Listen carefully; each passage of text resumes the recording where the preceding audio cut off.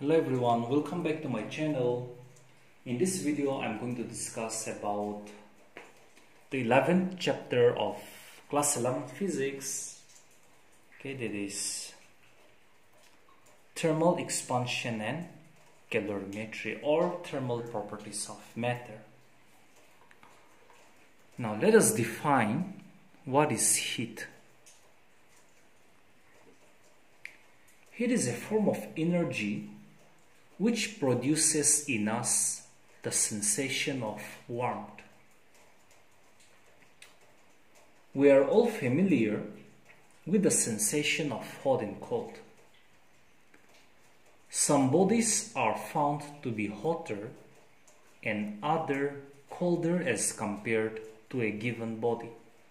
For example, a piece of burning charcoal is known to be very hot, while a cube of ice is very cold. When a body is heated, various types of physical changes, such as expansion, contraction, change of state, change of electrical properties, and so on, are observed. On heating, chemical changes may also be produced. Heat energy possessed by a body is due to the kinetic energy of the molecules that is constituting the body. Heat energy can change into mechanical energy, electrical energy, etc. In fact, energy can change from one form to another. Now, temperature.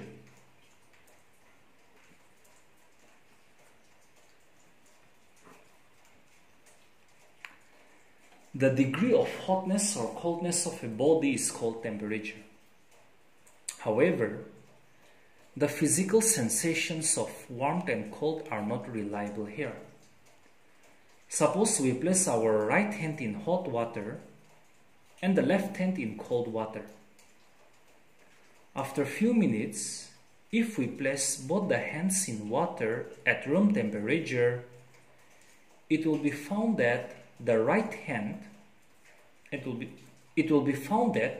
hand the water will appear cold, while to the left hand the same water will appear hot. When two reservoirs having water up to different levels are joined to each other, water flows from the reservoir having water up to the higher level to the reservoir in which the level of water is low. Just as in the case of the flow of water, when two bodies are placed in contact, heat always flows from a body at higher temperature to the body at lower temperature. Therefore, temperature is a condition which determines the direction of flow of heat when two bodies are mixed together. Now, thermal expansion.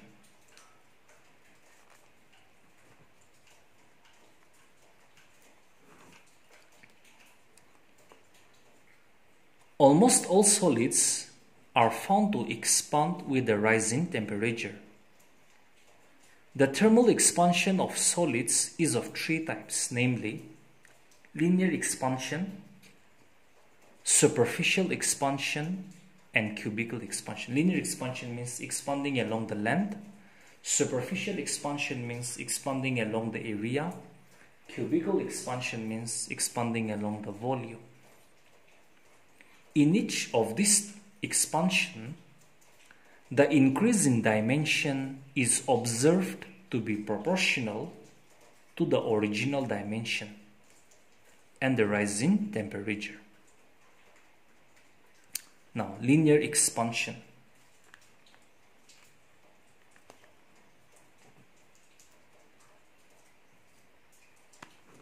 Let me write here.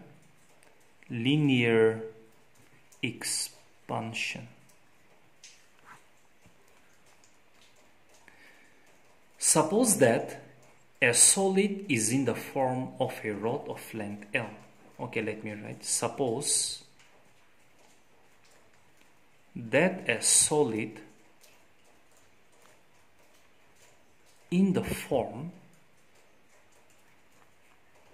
of a rod of length L is heated till its temperature rises through del T. Now, if the length of the rod becomes L dash, then it is found that the increase in length, here the original length is L, and after heating it, okay, the length of the rod becomes L dash, then increase in length of the rod will be given by L dash minus L. Then L dash minus L is the increase in length of the rod. Now, this increase in length of the rod is found to be directly proportional. Increase in length is found to be directly proportional to its original length. Number 2, the increase in the length is also found to be directly proportional to the rising temperature. Now, combining the two equations, what we get is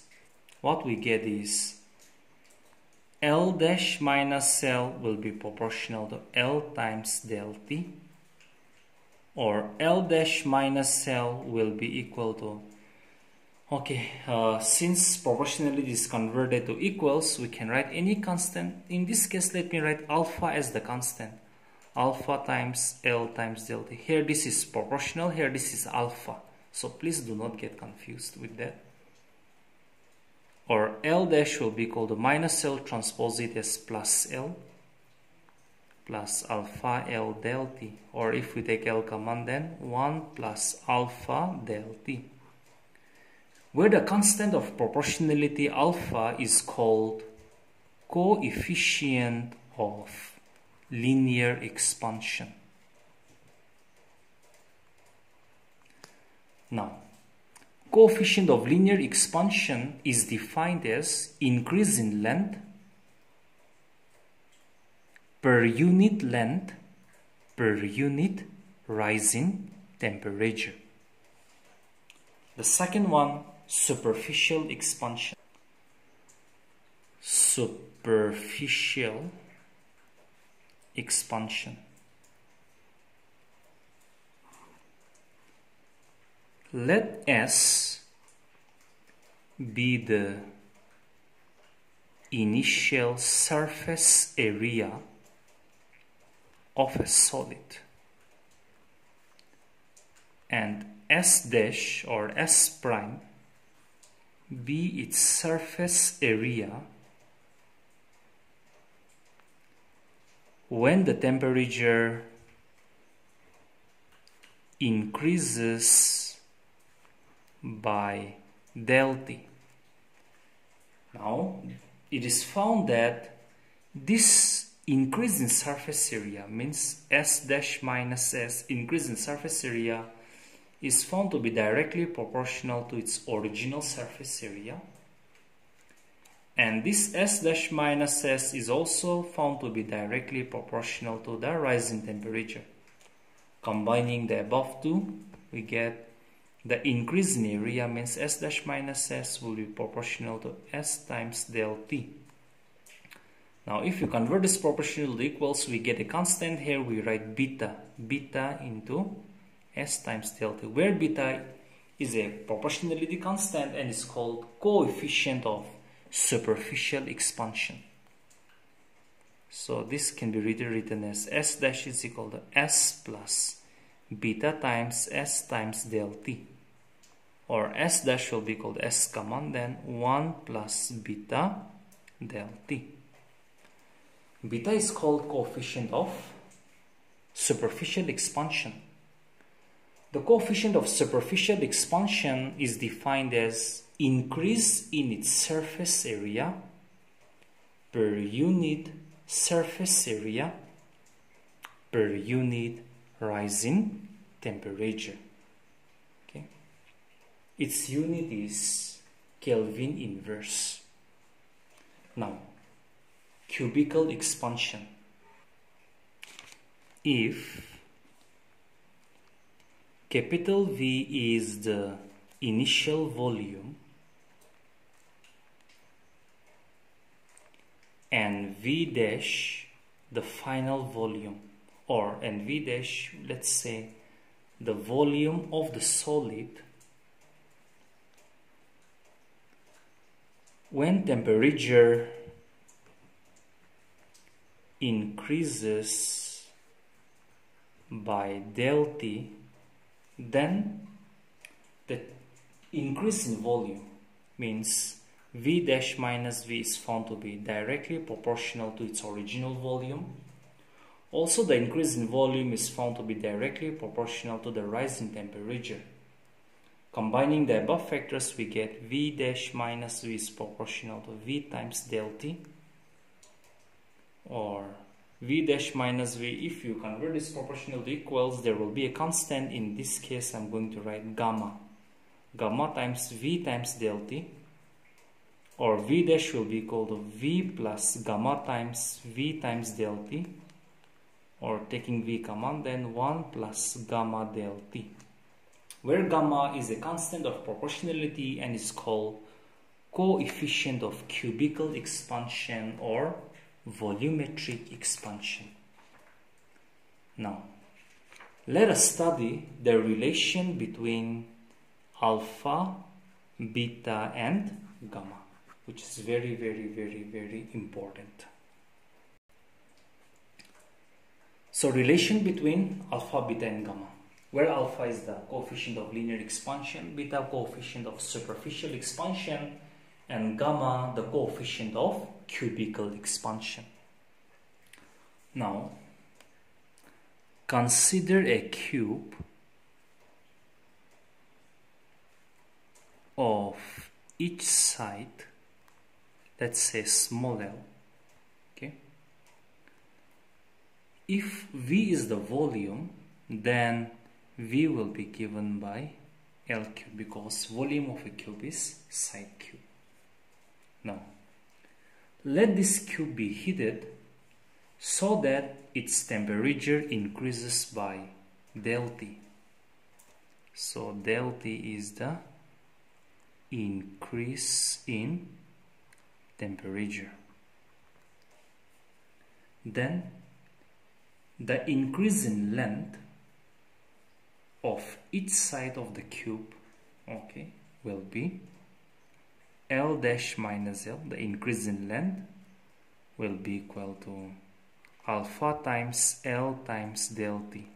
It is from the definition of linear expansion, because the increase in length is found to be directly proportional to the original length and also directly proportional to the rise in temperature. So combining the factors, we get this, where alpha is the coefficient of linear expansion, or L dash will be given by L plus alpha times L times del T, taking L as common, 1 plus alpha del T.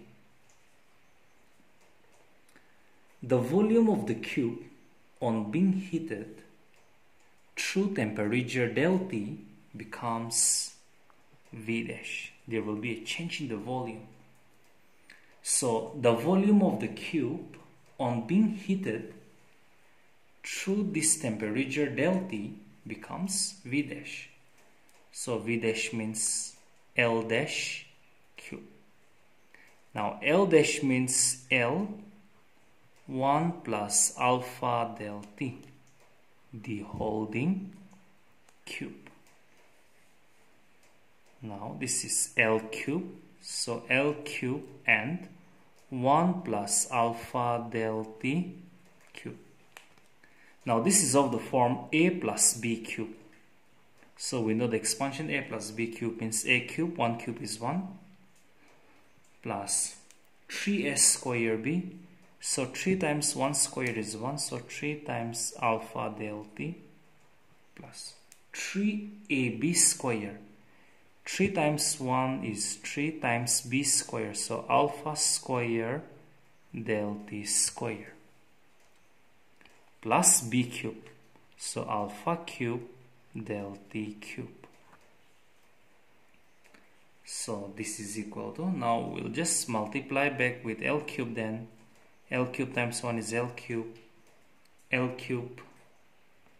plus L cube times the whole of this. Okay, L cube times 1 is L cube, and L cube times the whole of this. That is 3 alpha del t, 3 alpha square del t square, alpha cube del t cube. Now we know that volume of the cube means L cube. Therefore this becomes L cube means V, L cube means V, 3 alpha del t, 3 alpha square del t square, alpha cube del t cube. Now if alpha is very small, then the terms containing alpha square and alpha cube can be neglected because it will be almost 0. Therefore, this above equation can also be rewritten as, V